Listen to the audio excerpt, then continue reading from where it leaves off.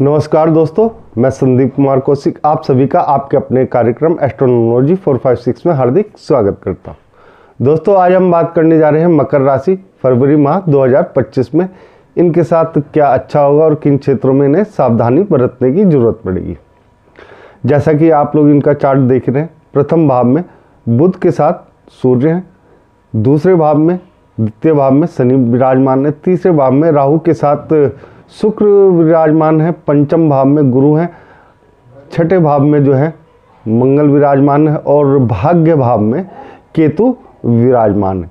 कुछ इस प्रकार से ग्रहों की दशाएं बनी हुई हैं, स्थितियां बनी हुई हैं। साथ ही साथ दोस्तों 11 तारीख को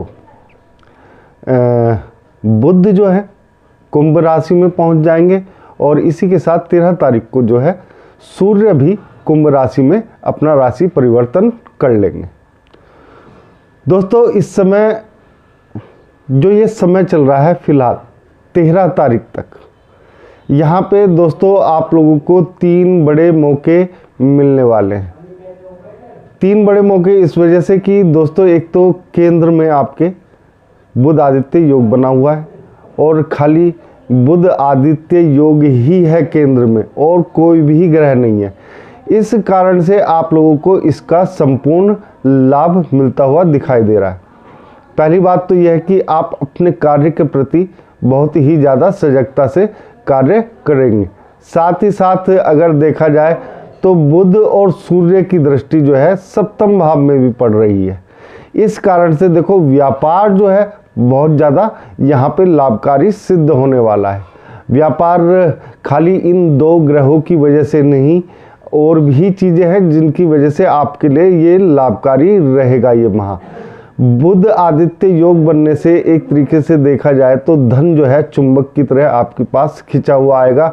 आपका व्यक्तित्व इस प्रकार से हो जाएगा। थोड़ा सा एक चीज़ का आप लोगों को ध्यान रखना पड़ेगा। आप जहाँ पे भी जिस भी कार्य कर रहे हैं या जब भी अपने कार्यस्थल पे जाए तो जो आपके कपड़े हैं हमेशा प्रेस किए हुए होने चाहिए और साथ ही साथ थोड़ा सा इत्र का भी प्रयोग करें। इससे आपका शुक्र जो है बलवान होगा और साथ ही साथ आप लोगों को बहुत सारी चीज़ें जो है इस छोटे से उपाय से मिल जाएंगी। यहाँ पे बुध और सूर्य जो है आपको आपके विवेक के सहारे आगे बढ़ाने की कोशिश करेगा। सूर्य का तो काम ही है कि वो अपने लक्ष्य के प्रति सचेत रहता है और लक्ष्य जब तक नहीं मिल जाता जब तक वो मेहनत ही करता रहता है। यानी कि सूर्य आपको जो दिशा दिखाएगा उसके अनुसार अगर आप लोग चलते हैं तो यहाँ पे बहुत ज़्यादा आपके लिए लाभकारी रहेगा ये माह। दूसरे भाव में शनि विराजमान है। वैसे शनि की दृष्टि जो है अष्टम भाव में भी है और अष्टम भाव में जितने भी क्रूर ग्रह जो होते हैं वो थोड़ा सा अच्छा फल देते हैं, नेगेटिव। वैसे तो शनि कुछ नेगेटिव है ही नहीं, लेकिन कुछ चीज़ों में आप लोगों को यहाँ पे फ़ायदा मिल जाएगा। बस थोड़ा सा अपने उल्टे पैर का ख्याल रखिएगा।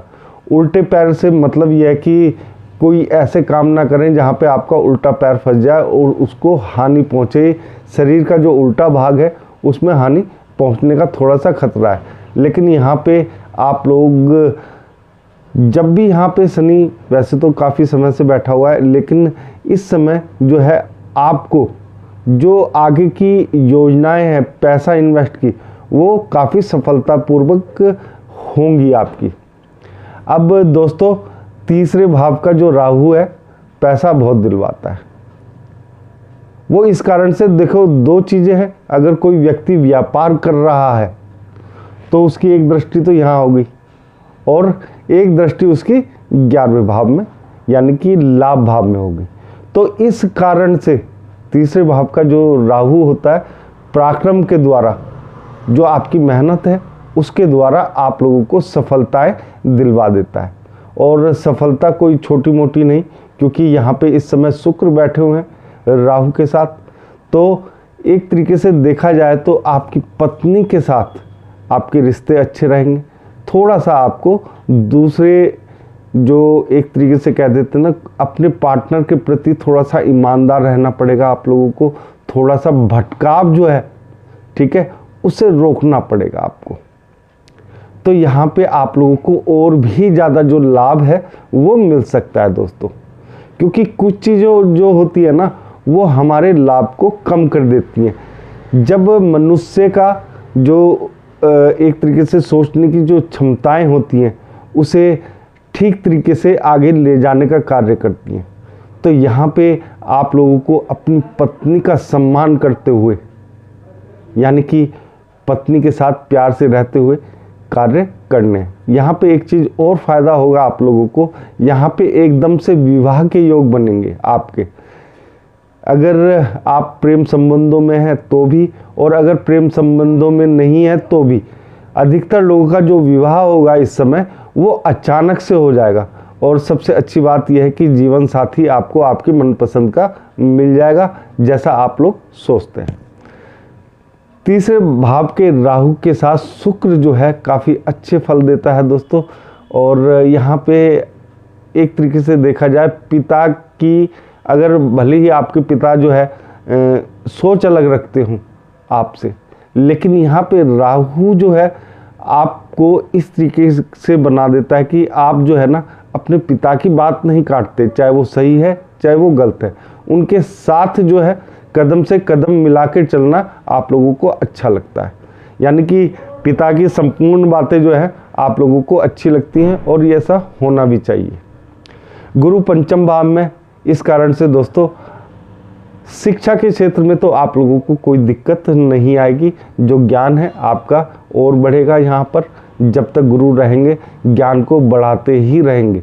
साथ ही साथ अगर देखा जाए तो यहाँ पे एक चीज़ का समस्या जो है आपके साथ पिछले लगभग 7-8 महीने से है, वो ये है कि आपके जो पार्टनर हैं, बार बार जो आप पार्टनर बदल रहे हैं, उनके साथ आपका जो कम्युनिकेशन है, बोलने का तरीका है, उसमें थोड़ी सी दिक्कतें जो है वो आ जाती हैं।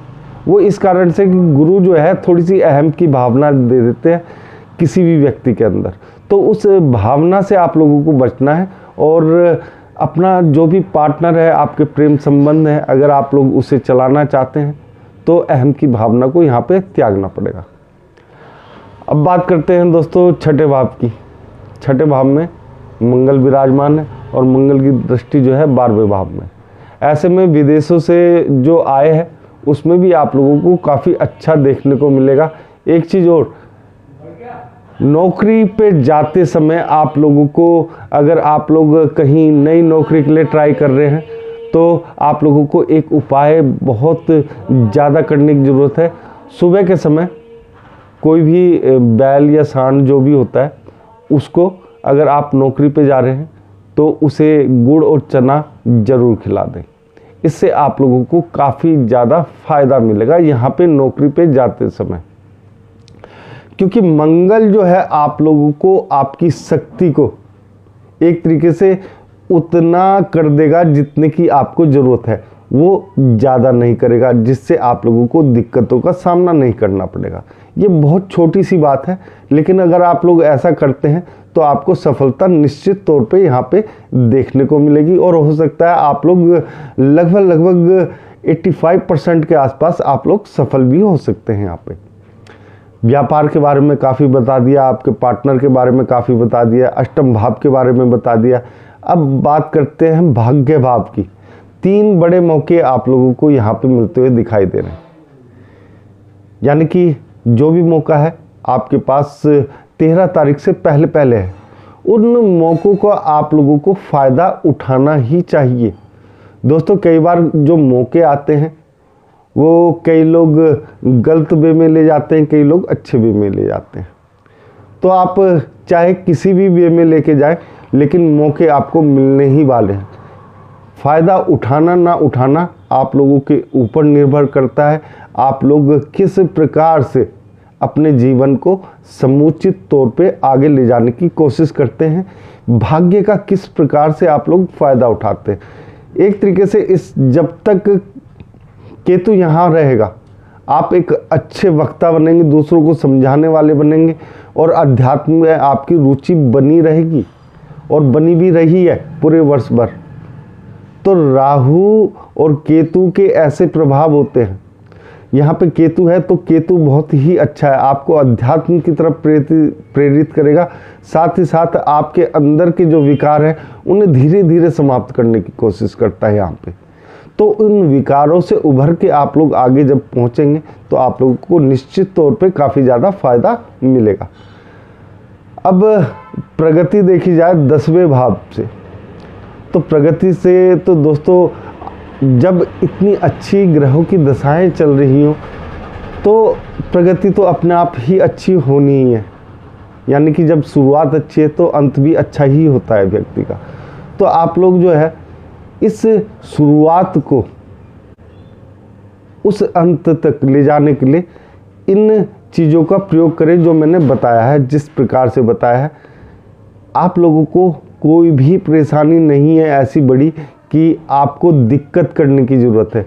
जिस समय आपको जिस चीज़ की ज़रूरत होगी वो मिलता हुआ दिखाई दे रहा है। अगर आपको इस समय प्रमोशन भी चाहिए और आपके अंदर है, या व्यापार में तरक्की चाहिए, किसी भी चीज़ में तरक्की चाहिए, पिता के साथ तो संबंध अच्छे बने रहेंगे, माता के साथ भी आप लोगों के संबंध अच्छे बने रहेंगे, उसमें कोई दो राय नहीं। थोड़ा सा मैंने जो बताया ना, मतभेद हो सकते हैं, लेकिन चलेंगे आप अपने पिता के साथ ही, उनका सम्मान करेंगे, इस बात में कोई दो राय नहीं। हाँ, 10वें भाव में जैसा कि मैंने बताया, आपको किसी भी चीज़ की ऐसी कोई ज़रूरत नहीं पड़ेगी कि आपको दिक्कतों का सामना करना पड़े। यहाँ पर 11वें भाव की, लाभ भाव की, क्योंकि राहु की जो दृष्टि है वो 11वें भाव में, यानी कि अचानक से कुछ बड़े धन लाभ हो सकते हैं। जिस प्रकार से कोई व्यापारी बिजनेस करता है तो उसे एक तरीके से देखा जाए तो नॉर्मल इनकम आती है, कभी थोड़ी ऊपर हो जाती, कभी थोड़ी नीचे हो जाती है। तो ऐसा जो इनकम का सोर्स है वो आपके साथ महीने में कम से कम 10 से 12 बार होगा कि जो आपकी नॉर्मल इनकम चल रही है उससे 2 या 3 गुना ज़्यादा तक आपको इनकम यहाँ पे होती हुई दिखाई दे सकती है। मंगल की दृष्टि 12वें भाव में, थोड़ा सा शत्रुओं के जो शत्रु हैं आपको उनसे तो सावधान रहने की ज़रूरत थी, ठीक है, लेकिन यहाँ पे विदेशों से आप लोगों को थोड़ा सा लाभ मिलता हुआ भी दिखाई दे रहा है। यानी कि एक तरीके से देखा जाए तो बहुत कुछ आपके पक्ष में है, एक तरीके से सब कुछ ही आपके पक्ष में है। देखो, बिना दिक्कतों के तो जीवन चलेगा नहीं, दिक्कतें तो आएंगी ही आएंगी किसी ना किसी क्षेत्र में। किसी को प्यार नहीं मिलता है, किसी को बच्चे सही नहीं मिलते हैं, किसी को पत्नी सही नहीं मिलती है, लेकिन देखो इन सबको एडजस्ट करके चलना ही जो है वो जीवन है। अगर आप लोग इन सब चीज़ों को एडजस्ट कर लेते हैं तो आपका जीवन तो वैसे ही स्वर्ग है इस समय, क्योंकि शनि जो आपके राशि स्वामी वो दूसरे भाव में बैठे हुए हैं और शनि यहाँ पे आपको बहुत कुछ दे रहे हैं। और 12वें भाव में भी मंगल की दृष्टि है, मंगल भी आपके लिए कल्याणकारी साबित रहेंगे इस माह। दोस्तों, अगर इसके बावजूद भी आप लोगों को कहीं दिक्कतें आती हैं तो आप लोगों को मंगल के उपाय के साथ साथ थोड़ा सा राहु के उपाय भी कर लेने चाहिए। यहाँ पे जो आपकी समस्याएं होंगी इन 2 ग्रहों से हो सकती है, लेकिन तीसरे भाव का राहु आपको एक तरीके से लगातार निरंतरता देता है, तो उस चीज़ में कमी नहीं आएगी, आपके जो पराक्रम है उसमें कमी नहीं आएगी।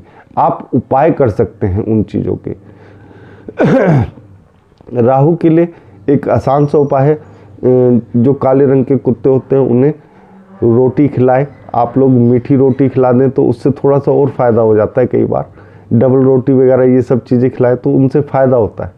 तो इस तरीके के जो कार्य हैं, उपाय हैं, वो आप लोग कर सकते हैं। मंगल के तो बहुत सारे उपाय हैं। और एक चीज़ और दोस्तों, अगर आप लोगों को आपका कहीं पे केस फंसा हुआ है, कोई केस चल रहा है, तो उसके लिए एक उपाय बता रहा हूँ। एक पान का पत्ता लेना है जिसकी डंडी टूटी हुई ना हो, साबुत पान का पत्ता जिसे हम बोलते हैं, उस पर 5 बूंदी के लड्डू, यानी एक बारीक बूंदी होती है, एक होती है मोटी वाली बूंदी, तो जो मोटी बूंदी के लड्डू होते हैं ना, उन्हें रख के हनुमान जी को मंगलवार को भेंट करने हैं, चरणों में चढ़ाने हैं। उससे आप लोगों को केस में सफलता मिल जाएगी। या अगर आप किसी केस के लिए जा रहे हैं तो हनुमान मंदिर में ये जो मैंने उपाय है बताया है उसे आप लोग कर सकते हैं और भगवान से प्रार्थना कीजिएगा कि आपका कार्य सफल हो जाए। दोस्तों, अगर आप लोगों को हमारा ये छोटा सा कार्यक्रम पसंद आया है तो कमेंट बॉक्स में जय श्री राम लिखना ना भूलें और आप सभी मित्रों को भी हमारा जय श्री राम।